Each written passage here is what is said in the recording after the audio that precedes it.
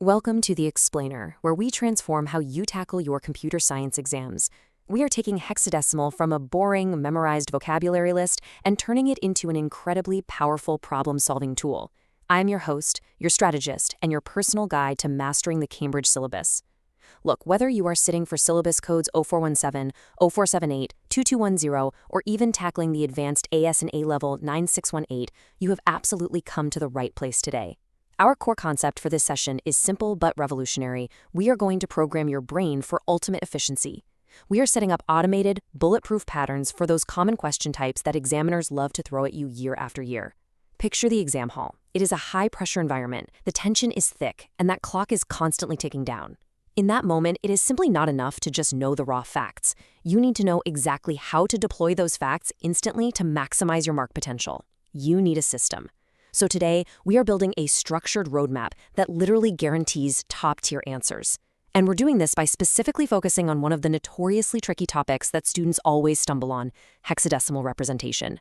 Stick with me, because by the end of this, you won't just know the theory, you'll know exactly how to beat the test. So, here is our game plan. Our agenda today is broken down into 5 critical, interconnected stages. First up, we'll dive into what I call the hexadecimal teaching trap, and trust me, you've probably fallen into it. Second, we'll look at solving real digital problems, bringing theory into the real world. Third, we are going to break down the 3 layers of explanation that separate the average students from the top-tier candidates. Fourth, we'll map out the structured solution path. And finally, we will lock it all in with the 4-question verification system. We have a lot of high-value strategy to cover, so let's not waste a single second and jump right into stage 1. We have to begin with a massive trap that catches so many incredibly capable students off guard every single exam season. To show you what I mean, let's look at a real Cambridge computer science past paper question, specifically from syllabus code 0417. The question is straightforward on the surface. It asks the student to explain why hexadecimal is used instead of binary for displaying a memory dump. Now, I want you to imagine 2 typical students taking this exam. First, there's Alex. You probably know one Alex. Notice how he overloads his answer with absolutely raw computer science facts. He writes a massive, dense paragraph about base 16 systems, how to do binary conversions, what a nibble is, and how to calculate destinary equivalence. It's factually correct, but there is absolutely no analysis of the specific question that was actually asked. Then we have our second student, Sam. Sam is panicking because of the clock. Sam rushes the question, completely misses the crucial command word explain, and just scribbles down a quick bulleted list of basic definitions. I'll tell you right now, neither of them is getting full marks here, despite both technically knowing what hexadecimal is. If you look closely at their answers, you'd see aggressive red pen marks covering both of their responses. So why did this happen? It's the ultimate trap.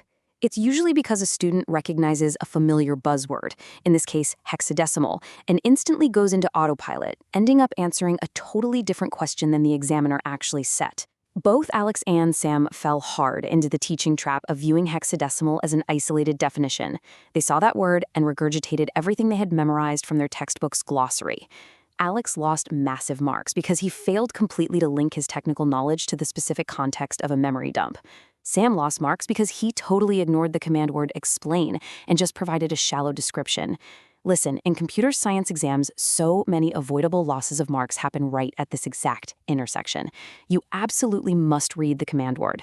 Is the examiner asking you to state, describe, explain, or evaluate? Because if you jump into a deep explanation without clearly addressing the specific command word, your response, no matter how technically brilliant, is going to sound confused, unfocused, or incomplete to the examiner holding the mark scheme.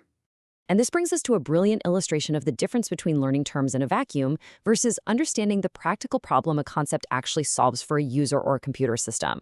When you learn isolated vocabulary, you become exactly like Alex. You have a huge pile of puzzle pieces, but you have absolutely no idea what the final picture is supposed to look like. Connected problem solving, on the other hand, means you deeply understand that hexadecimal representation belongs to a much larger web of digital ideas. You need to know what real-world problem hexadecimal solves. Why do programmers even bother using it? What kind of specific data or hardware device is involved? What is the practical everyday consequence of using hex for a systems engineer working in the field? Students who grasp this retain the topic so much better, and they score vastly higher in exams. Why? Because they understand the architectural reason for the concept, instead of just meeting it as a dry vocabulary list. Our mission today is to forcefully transition your brain from rote memorization into active, context-driven problem solving. To bridge that gap between just knowing the vocabulary and actually solving digital problems, you have to deeply understand the specific assessment objectives set out by Cambridge. Examiners are not just testing your recall. They aren't looking for human dictionaries. They are explicitly testing your ability to apply your knowledge to new, unfamiliar, and dynamic scenarios. This is where our secret weapon comes into play. It is an automated pattern for structuring your thoughts under pressure. It's a framework that forces you to provide the exact context the examiner is looking for, ensuring you hit every single point on the mark scheme. But before we continue, subscribe to our YouTube channel, Ace the Exams, at @aceexams_IGCSE to excel in your Cambridge examinations. Click that subscribe button and hit the bell icon right now. It is the absolute best way to make sure you never miss out on these high-level strategies. All right, let's get back to the framework and see exactly how it works. To truly grasp hexadecimal within the wider web of data representation, you need to see these sharp contrasts clearly. These conceptual boundaries often control your entire exam answer.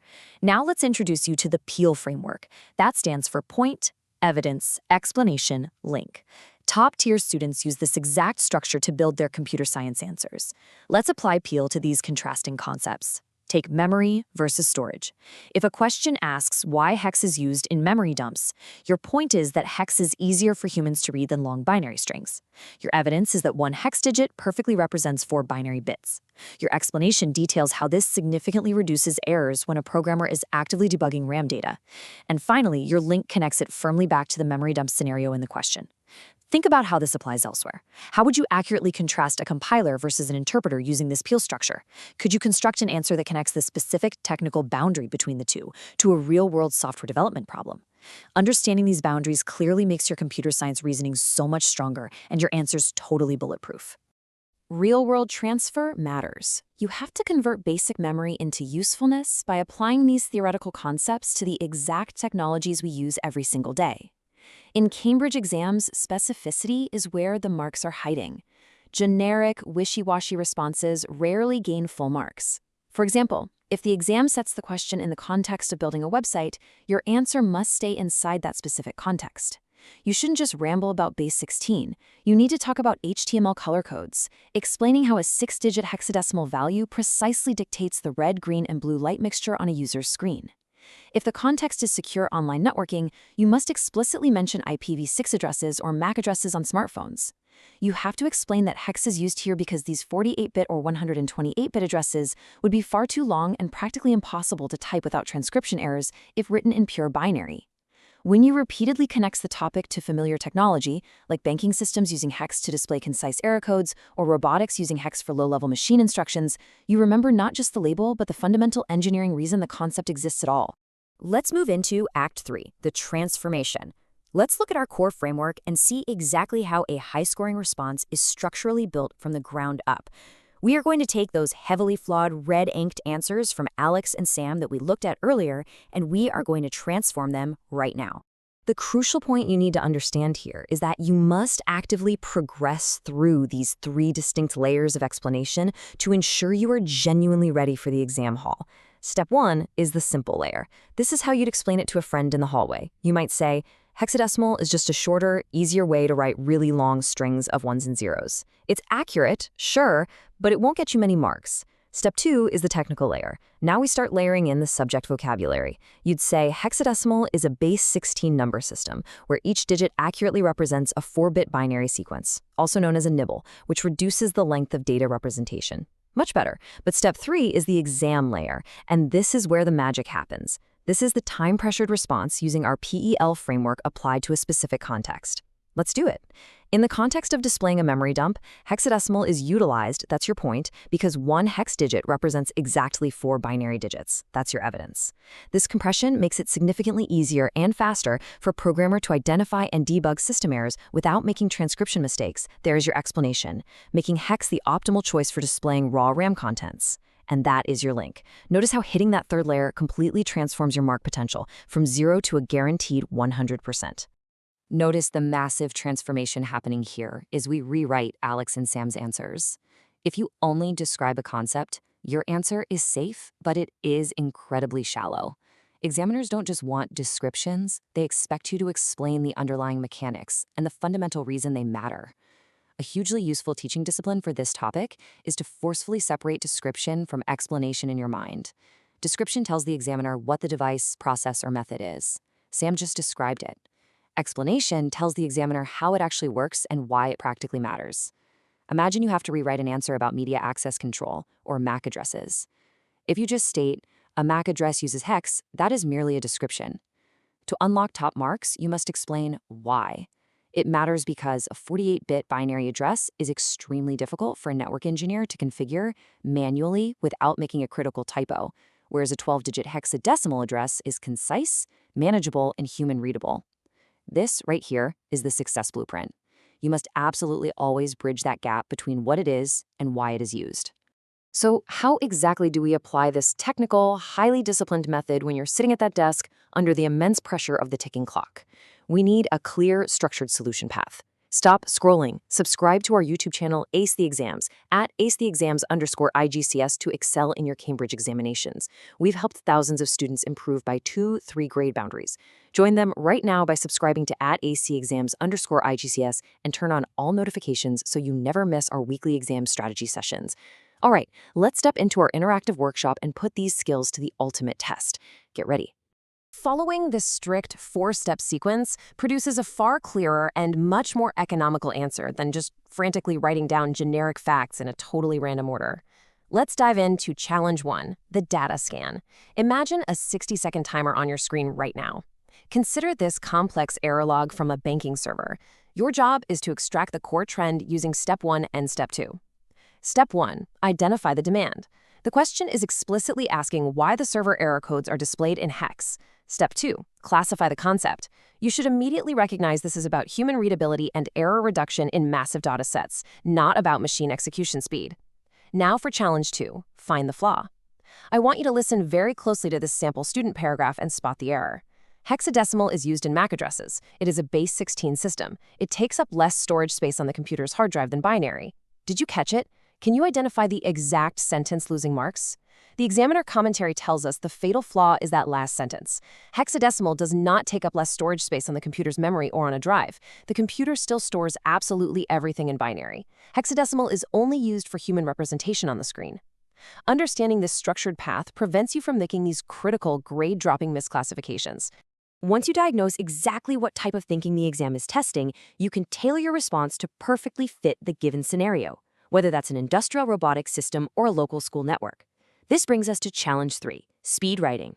You have 30 seconds to write one perfect Peel paragraph based on a specific testing area. Let's select hardware/software selection in the context of an industrial robotics system. The question asks, why does the robotics engineer use hexadecimal to input assembly line instructions? Go. Think about how to structure it. Point, hex is efficient for human engineers to input. Evidence, a complex 16-bit machine instruction can be written quickly as just 4 hex digits. Explanation, this dramatically speeds up the manual programming of the robotic arm and severely reduces the chance of inputting a wrong binary bit, which could literally crash the industrial system and cause physical damage. Link, therefore, hex ensures safe, accurate, and efficient hardware configuration. By diagnosing what type of thinking is required, in this case, practical human-hardware interaction, your answer becomes incredibly focused, highly economical, and totally aligned with the examiner's mark scheme. Always remember to explain the mechanism first before stating the consequence. This ensures your process-based answers flow perfectly and logically. In computer science exam writing, clarity of sequence is everything. It is non-negotiable. Many topics, particularly around data representation, networking, and logic gates, are entirely process-based. Your answer vastly improves when your steps are ordered logically from start to finish. Examiners get incredibly frustrated when a student jumps forwards and backwards, mixing general theory with specific context examples in a chaotic way that breaks the logical flow. Do not state the consequence, like it reduces transcription errors, before you have actually explained the mechanism, because one hex character perfectly represents 4 binary bits. That logical, crystal-clear sequence proves to the examiner that you genuinely understand the underlying architecture of the system, rather than just throwing a handful of memorized buzzwords onto the page hoping something sticks. To lock this entire methodology into your long-term memory, we need to utilize a high-quality, multi-pass revision cycle. We are delivering the ultimate system that guarantees your exam readiness. This is Act 5, where we bring everything together so you can verify your own knowledge before you even step foot in the exam hall. Let's break down the verification system. This layered revision structure is incredibly powerful because it stops you from fixating on distracting surface features and forcefully makes you justify your technical choices. A high-quality revision cycle simply cannot be done the night before the exam. It requires a strategic approach involving several disciplined passes. Your first pass is where you secure your core definitions and key contrasts, like knowing exactly why a MAC address differs from an IP address, and why hex is used in one but not always the other. The second pass is where you rehearse worked explanations. This means physically drawing out truth tables, mapping code-like reasoning, or writing out system sequences using our Peel framework over and over until it's muscle memory. The third pass is the mastery level. This focuses entirely on adaptability. You must actively change the context. If you practice explaining hex for a website's HTML colors, force yourself right then and there to explain its use in a secure banking environment. Mix nearby terms and force yourself to justify your choice. Create error-aware notes where you specifically write down the common pitfalls, like that storage space myth we discussed earlier. These are infinitely more useful than notes that just contain a list of correct facts. Consider these 4 fundamental questions. What is it? How does it work? Where is it used? Why is it better or worse? If you can answer these 4 prompts aloud for any topic without relying on memorized wording, your brain is programmed for efficiency and you are 100% ready. Let's do a practical self-check for hexadecimal representation right now. What is it? It's a base 16 number system. How does it work? It uses digits 0 through 9 and letters A through F to represent 4-bit binary clusters. Where is it used? In MAC addresses, IPv6 configurations, memory error tracking, and HTML colors.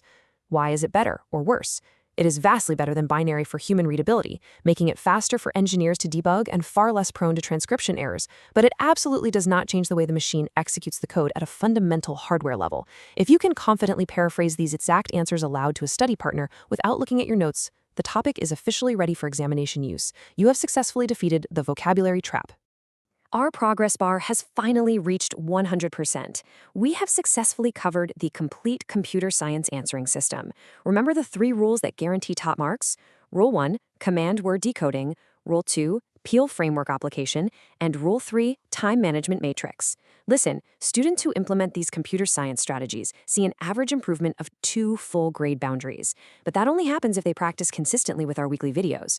So here's your final reminder. Subscribe to our YouTube channel, Ace the Exams, at acetheexams_IGCSE to excel in your Cambridge examinations. Subscribe right now to acetheexams_IGCSE and click that bell.